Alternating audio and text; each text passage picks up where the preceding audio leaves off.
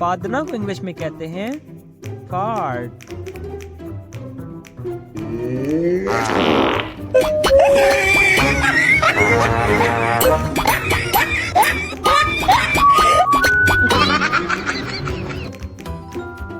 खराटे लेना को इंग्लिश में कहते हैं स्नोर।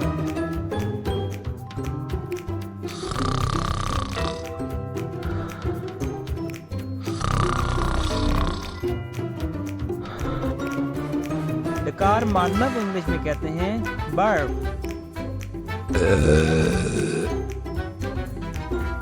जमाई लेना को इंग्लिश में कहते हैं यॉन।